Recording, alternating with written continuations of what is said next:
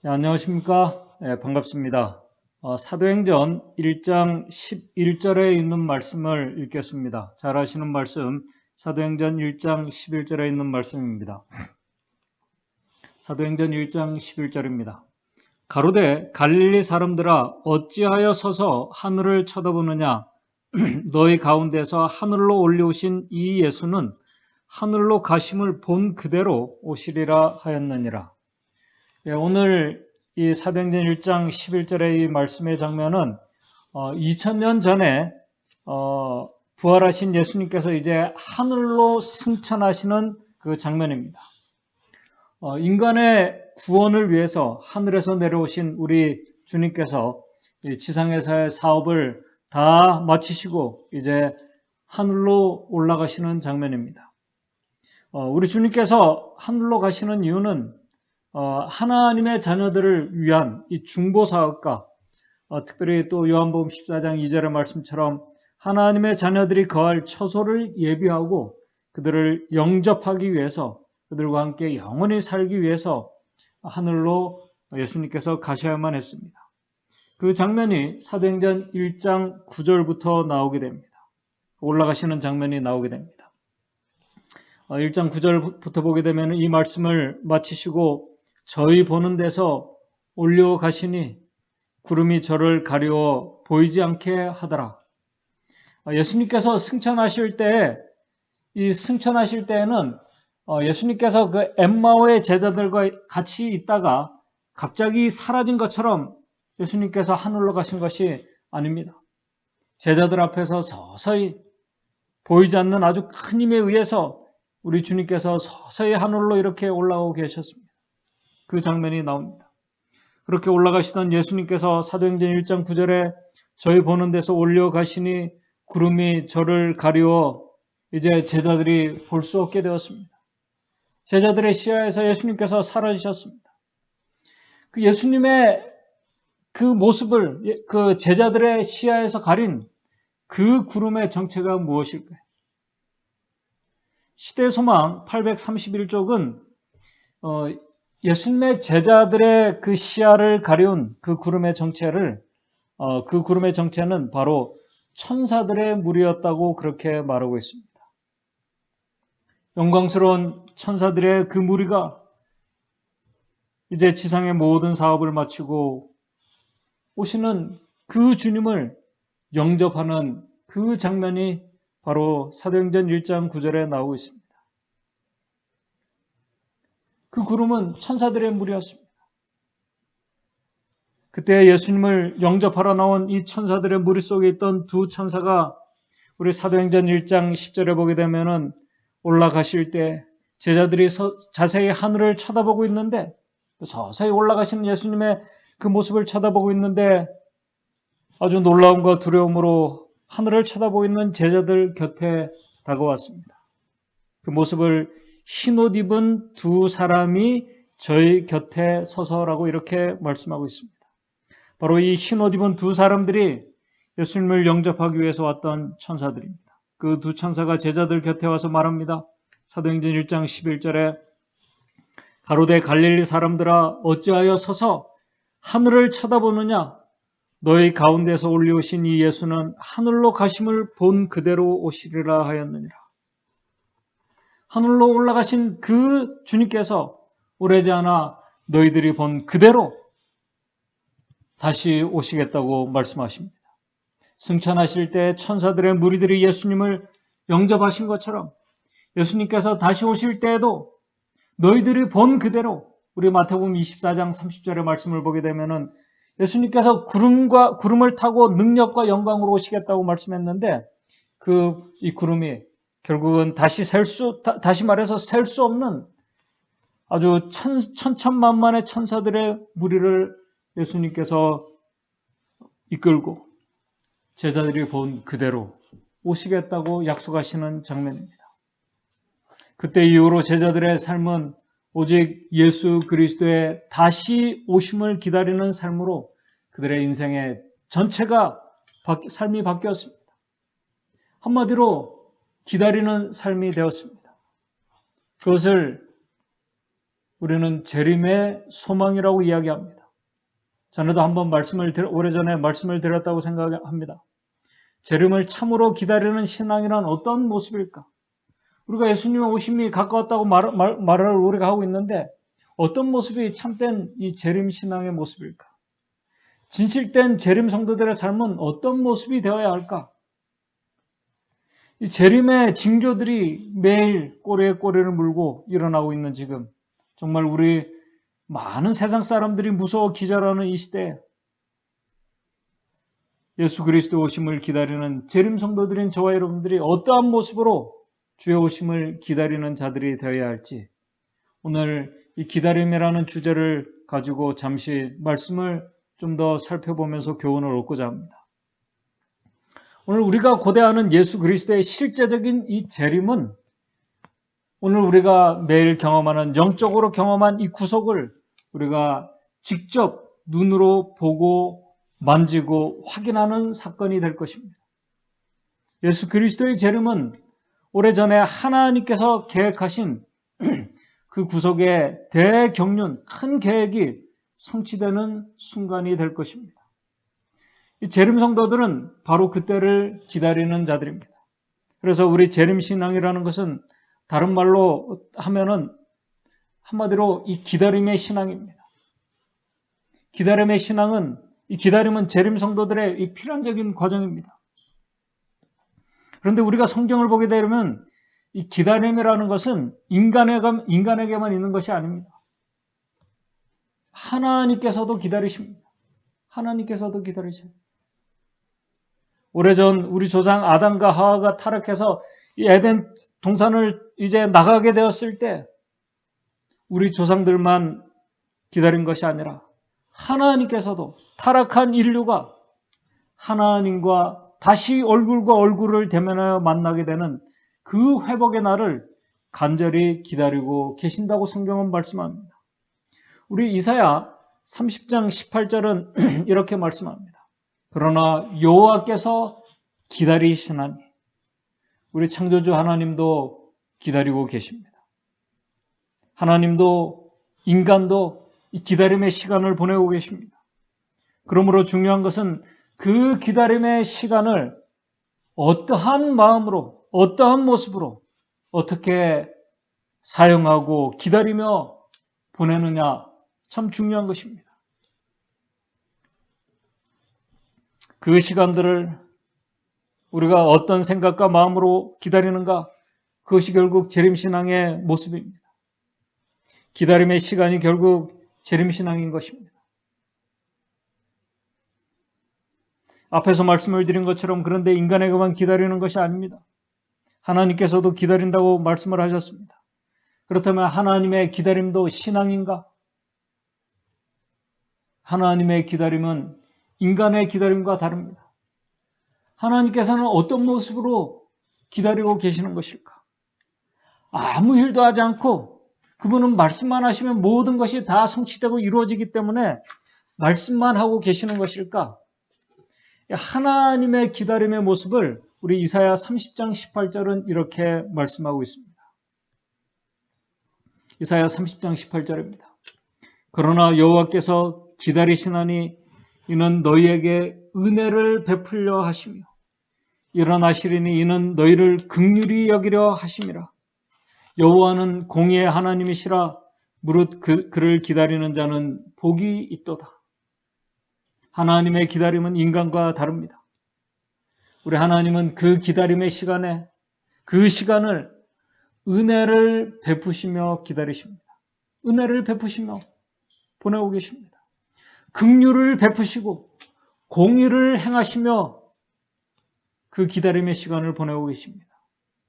우리가 하나님께서 베푸시는 은혜들 정말 셀 수 없이 우리가 많이 이야기할 수 있습니다. 오늘 우리가 마음껏 우리가 무의식으로 마시는 이 공기, 산소, 햇빛, 또 비, 다 하나님께서 베풀어 주시는 은혜들입니다. 그 수많은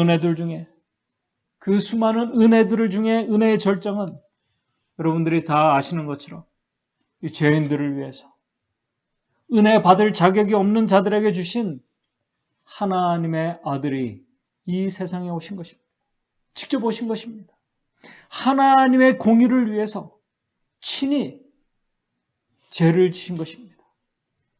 십자가를 지신 것입니다. 십자가는 하나님께서 인류를 어떠한 마음과 어떠한 모습으로 기다리시는지를 우리에게 가장 잘 보여주고 있는 말씀입니다. 인간의 기다림과 차원이 다릅니다. 그래서 하나님의 기다림은 사실 인간에게는 은혜의 시간입니다. 하나님의 오래 참고 기다리심이 결국 우리에게는 은혜의 시간인 것입니다. 우리 조상 아담과 하와가 타락하고 슬픔과 절망 가운데서 에덴을 떠나게 되었을 때 우리 창조주께서 바로 이 은혜의 약속, 메시아를 통해서 너희들을 에덴으로 다시 데려오시겠다는 약속을 창세기 3장 15절에 주셨습니다. 그날 이후로 우리 조상 아담과 그의 후손들은 지금까지 에덴으로 돌아갈 그 날을 기다리며 살아가고 있습니다. 그때 이후로 아담과 그의 후손들은 메시아의 오심을 기다렸습니다. 하나님께서는 약속하신 대로 이 세상에 직접 오셔서 창세기 3장 15절에 말씀하신 대로 뱀의 머리를 상하게 하셨습니다. 죄의 문제를 온전히 해결하셨습니다. 그리고 이제는 하늘로 가시면서 너희를 나 있는 곳에 함께 영접하기 위해서 다시 오시겠다고 약속하셨습니다. 하늘로 가심을 본 그대로 다시 오시겠다고 약속하셨습니다. 문제는 그 기다림의 시간 안에서, 그 기다림의 시간 속에서 오늘 우리의 삶 가운데 많은 일들이 우리의 인생에서 설명할 수 없는 일들이 또 어떤 때는 이해하고 받아들이기 힘든 일들이 그 기다림의 시간 속에서 일어나고 있다는 사실입니다. 아까 예배를 시작하기 전에 말씀을 드린 것처럼 이번 안식일 이제 내일부터 우리 교회도 이 코로나로 인해서 일시적으로 우리가 이 교회에서 만나지 못하게 됩니다. 그리고 우리가 만나지 못하지만은 또 우리는 2월 말까지 우리가 기다리면서 다시 오픈하는 그 날을 우리가 대면해서 만나는 그 날을 우리가 기다리게 됩니다. 기다리는 것입니다. 또 어떤 분들은 참 그 기다림의 어떤 이 시간 속에서 고통스럽고 절망적인 그런 일들을 경험합니다. 어떤 분들은 아주 기쁜 일들을 경험하기도 하고 참 다양한 일들이 일어나고 있습니다. 참 코로나나 각종 질병으로 이 고통 가운데서 사경을 헤매는 분들과 가족들, 그들은 그들의 사랑하는 그 가족들이 또 자신이 온전히 회복되는 날을 기다립니다. 그냥 기다리는 것이 아닙니다. 약을 쓰고 또 처방을 받고 고통을 참고 인내하면서 치료를 받고 기다립니다. 고통과 초조함으로 기다립니다. 기다림의 연속입니다. 학생들은 자기가 원하는 대학과 직장을 위해서 시험을 준비하며 기다립니다. 사업하는 분들은 안정된 삶을 위해서 자기가 원하는 목표를 위해서 그것을 달성할 때까지 투자하며 노력하며 살아가고 있습니다. 열심히 수고하고 땀을 흘리며 살아가는 그 모든 삶의 시간들이 결국은 기다림의 시간들입니다. 그런데 세상에서의 그런 기다림, 그렇게 열심히 수고하고 노력하며 열심히 자기의 목적을 준비하며 기다리고 노력했던 그 모든 시간들이 세상에서의 그 기다림의 그 모든 노력들은 우리 전도서 2장 11절의 말씀처럼 그 후에 본즉 내 손으로 한 모든 일과 수고한 모든 수고가 다 헛되어 바람을 잡으려는 것이며 해 아래서 무익하게 끝나게 됨을 우리 인간은 인간의 마지막 종착역에 가서 그것을 다시 한번 절실하게 깨닫게 됩니다. 우리가 기다리며 열심히 수고한 모든 일들이 결국은 전도자의 말처럼 헛되고 헛되게 끝나게 된다고 성경은 우리에게 말씀합니다. 인간의 기다림의 결말이 그렇습니다. 그러므로 오늘 우리에게 주어진 이 중요한 은혜의 시간에 우리가 인생의 그 짧은 이 세월, 강건하면은 70, 80, 90, 100년의 세월을 우리가 어떤 생각과 어떤 마음으로 어떤 일을 하며 기다려야 할까? 참으로 중요합니다. 바로 그 기다림의 시간이 결국 우리가 인생을 어떤 목적과 어떤 마음으로 살아가고 있는지, 우리가 오늘 이 순간을 무엇을 믿고 무엇을 소망하며 기다리며 살아가고 있는지를 말해 주는 것이기 때문에 우리에게 참으로 중요합니다. 그 기다림의 시간에 열심히 우리가 원하는 어떤 목적과 소망과 바람을 위해서 우리가 수고하고 헌신하며 기도하며 열심히 살아가는 것 중요합니다. 우리 신앙인에게서는 구원을 위해서, 영생을 위해서 사는 것. 그러나 하나님께서는 그 기다림의 시간을 인간적인 어떤 노력을 하며 무엇인가를 성취하기 위해서 사는 것보다 더 중요한 것을 아까 이사야 30장 18절에 우리에게 말씀해 주셨습니다. 오늘 우리도 하나님께서 우리에게 보여주신 것처럼 우리 이사야 30장 18절 말씀처럼 하나님께서 우리에게 베푸신 그 은혜와 긍휼들을 우리가 생각하면서 그 은혜 속에서 살아가는 것, 이 기다림의 시간 속에서 우리가 어떤 모습으로 살아가야 될지를 우리에게 말씀해 주는 아주 중요한 말씀입니다. 이제 제가 짧은 한 예로 우리가 잘 아는 노아를 생각하면서 오늘 말씀을 좀 정리하고자 합니다. 여러분이 성경과 증언의 말씀을 통해서 아시는 것처럼 노아가 120년 동안 바다도 아닌 산에다가 방주를 짓는 것. 세상 사람들이 볼 때 노아는 제대로 된 사람의 모습이 아닙니다. 그들이 보기에 노아는 정신이 나간 사람이었습니다. 그래도 노아는 산에다 방주를 지으며 자신이 하나님의 말씀을 그대로 믿는다는 것을 그가 방주를 산에다 짓는 것으로 그의 믿음을 드러냈습니다.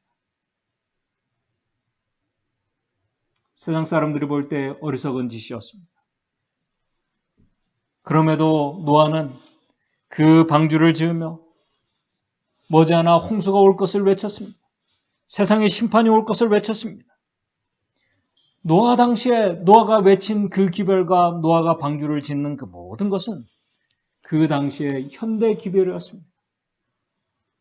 노아가 그 현대 기별을 그 당시에 방주를 지으며 홍수를 외칠 수 있었던 그 동기가 무엇일까요?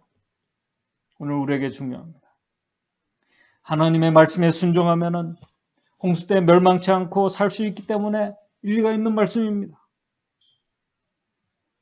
그러나 노아가 무모하게 방주를 지으며 그가 평생 한 번도 경험해 보지 못한 홍수를 외치며 한 번도 그가 보지 못한 큰 방주를 지을 수 있었던 것은 우리 히브리서 11장 7절에 노아는 아직 보지 못하는 일에 경고하심을 받아 경외함으로 방주를 예비해서 그의 집을 구원하고 이 모든 것을 그가 믿음으로 한 것이라고 그렇게 말씀을 하고 있습니다.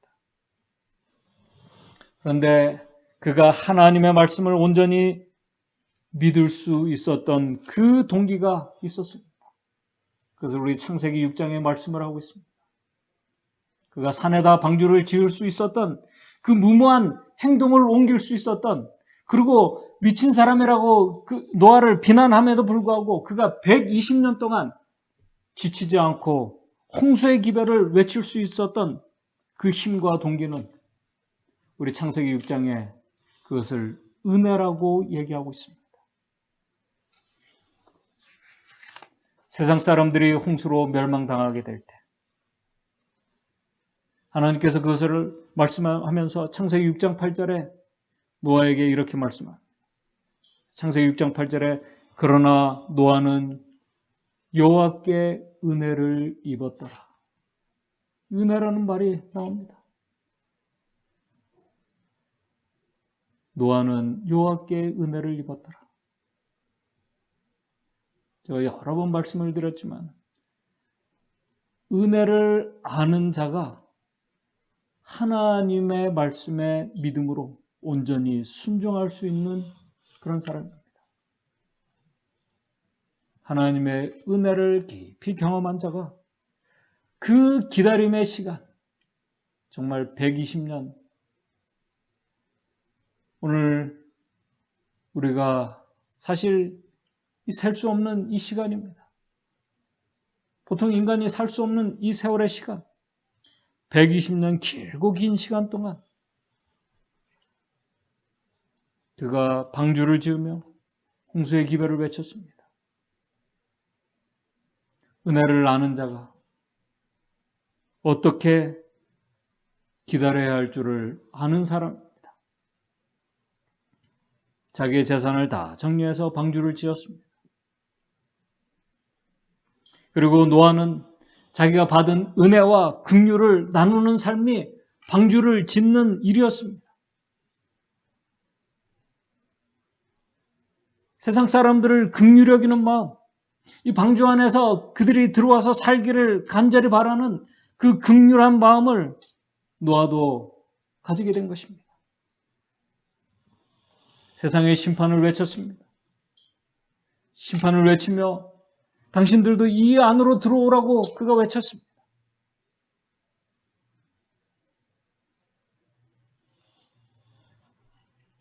기다리는 자의 모습을 우리에게 보여주고 있습니다.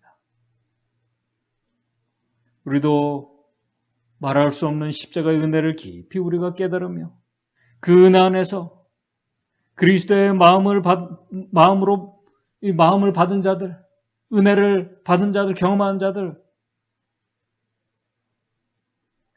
그 기다림의 시간을 그냥 자기를 위해서 보내지 않을 것입니다. 자신의 어떤 목적을 위해서 그렇게 사용하지 않을 것입니다.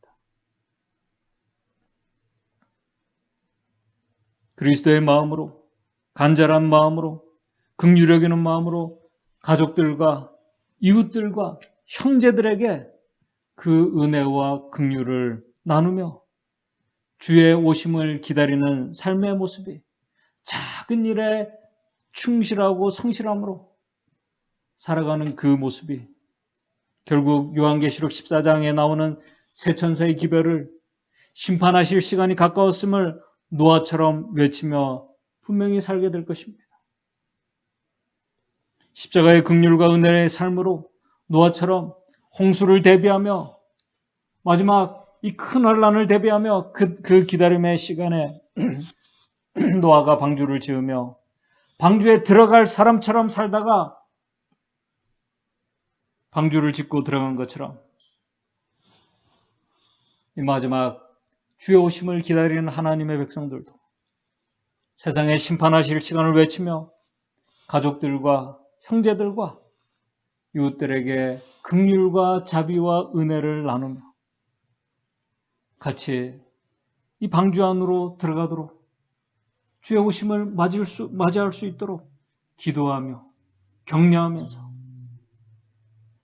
오늘 우리에게 주어진 매일매일의 일에 최선을 다하고 성실하게 하면서 살아가는 모습이 바로 참 재림을 기다리는 신앙인의 모습입니다. 그런 자들은 노아처럼 때로는 고지식하고 정신 나간 사람이라는 비난을 받아도 심지어 다니엘처럼 사자굴에 들어가는 그 시간을 기도하며 기다리면서도 초조하거나 불안하지 않고 당당하게 다니엘이 사자굴에 들어갈 수 있었던 그 모습처럼 그렇게 확고한 가운데 불안과 초조함이 아니라 확신 가운데 주의 오심을 기다리며 매일매일 작은 일에 성실하고 충실하며 은혜와 긍휼을 우리 가족들과 이웃들과 우리 믿음의 형제들에게 나누며 살아가는 자들이 바로 참 재림 성도들의 모습입니다.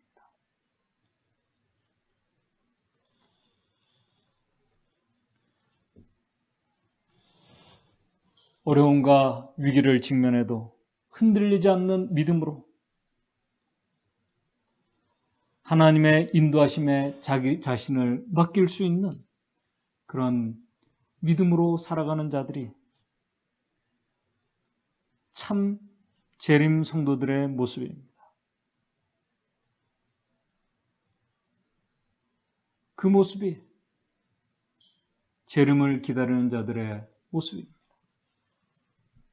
그런 믿음의 사람, 참 재림 성도들, 은혜와 우리가 받은 그 은혜와 하나님께서 베푸신 그 긍휼을 나누며 살아가며 또 노아가 이 심판의 기별을 외쳤던 것처럼 우리에게 주신 이 마지막 새 천사의 기별을 외치며 살아가는 그렇게 오늘 하루하루 우리가 있는 곳에서 충실하게 우리가 살아가며 주의 오심을 기다리는 이 재림 성도들이 저와 여러분들이 되시기를 바라면서 말씀을 마치도록 하겠습니다.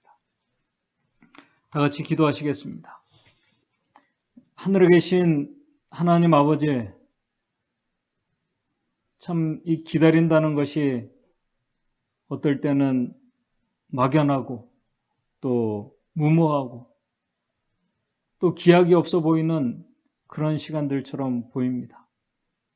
그러나 그 시간들, 우리 하나님께서 우리에게 베푸신 그 은혜와 긍휼을 우리가 기억하면서 받은 은혜를 생각하면서 우리도 그 귀한 이 은혜의 시간을 우리가 받은 은혜를 나누고 또 우리 믿음의 형제들을 긍휼히 여기며 기도하며 하나님의 말씀에 노아가 충실히 따라 순종하며 살았던 것처럼 우리 매일매일 매 순간 성실하게 우리에게 맡겨진 모든 일에 최선을 다하며 살아가는 우리 믿음의 성도들 될 수 있도록 도와주시옵소서. 그렇게 살아가는 모든 것이 노아가 방주를 산에다 지으며 홍수를 대비한 것처럼 오늘 우리의 모든 삶의 시간들과 노력하고 수고하는 모든 것이 주의 오심을 위해서 준비되는 귀하고 또 아름다운 시간들이 될 수 있도록 도와주시고 그 시간들이 결국은 주님의 모습을 닮아가는 그런 귀한 시간들 될 수 있도록 도와주시옵소서. 예수님의 이름으로 기도드리옵나이다.